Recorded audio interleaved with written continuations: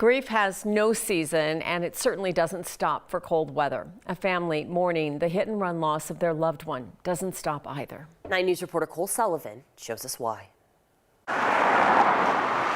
Usually, ghost bikes stand alone, a memorial to a fallen cyclist left out in the cold, but not forgotten, especially not when Eric Elliott and Andy Morris come to stand with him. Every day since the 14th, since December 14th, he's been out here freezing his buns off. He started after someone hit and killed her brother Logan on December 9th as he crossed Sheridan at 38th with his bike. He was just full of life. He was super funny. He was always it was often the Logan Rockland show whenever Logan was around. So he kept us all laughing. Police say the driver who hit Logan didn't stop. I've talked to witnesses. They were going really fast. The cars were going really, really fast. Andy and Eric want to know who did it. People really do care. People really do want to see us and other families that have lost some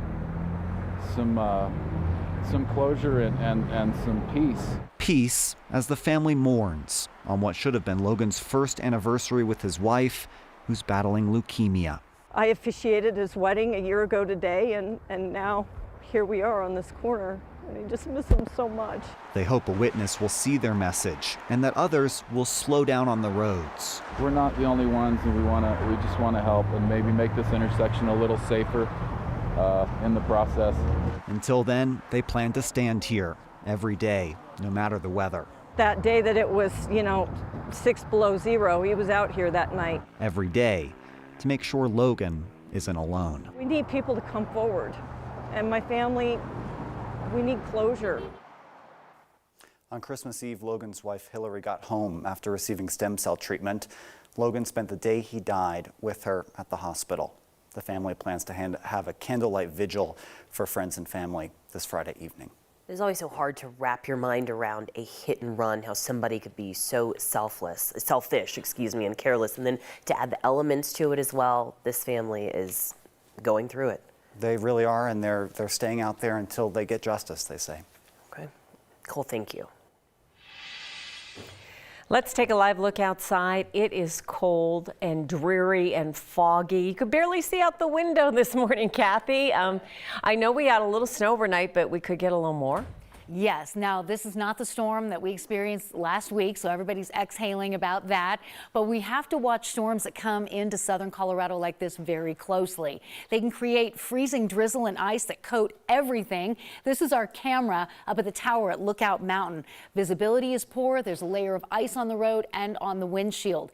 But sometimes these southern Colorado lows can set up in southeastern Colorado and drop a foot and a half of snow. So far, that has not been the case as this system is dropping further to the south. We've actually had just light snowfall, a lot of fog and freezing drizzle, and we're still seeing that in areas like Greeley. So it's still pretty treacherous to be out and about, but not seeing a lot of snow accumulation yet. Now in the high country, where travel is improving, we're measuring the snow in feet up there for skiers, which is amazing. We've held in the 20s all afternoon, started at 26, our high at 28. We're still in the mid-20s now, so we're kind of on that rain snow line. But look at this beautiful synoptic storm. Low pressure is chugging across eastern Colorado, the flow around it counterclockwise. And like spokes on a wheel, we get these bands that come back in along the Front Range.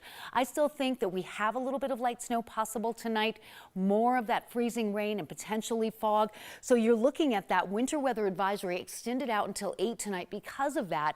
In the high country, only light additional snowfall. A winter storm warning remains in effect for a few more hours. Futurecast not overly excited about this next wave coming back into Denver. Don't be fooled, though. The models have kind of had a hard time handling this system and its location. So be mindful. If you're out and about, you certainly could get a half an inch of snow between now and about 9 o'clock. Then we clear out. You're going to love the extended forecast. We're kind of looking at the temperatures going up and down. This indicates an icy mix, freezing drizzle, and that's around 7 or 8, maybe a little bit of light snow by 9, and then things start to settle in. So coming up in Maine weather, light snow, freezing rain this evening, clearing but cold on Tuesday, and you're going to love the warm weather trend. January kind of starting off with a bang here, a very active weather pattern. We're above average for snowfall for the season, and this system just kind of adding to the totals. But I think a lot of us might want a little bit of a break from the snow and cold. It makes everything easier when it's warmer out, right?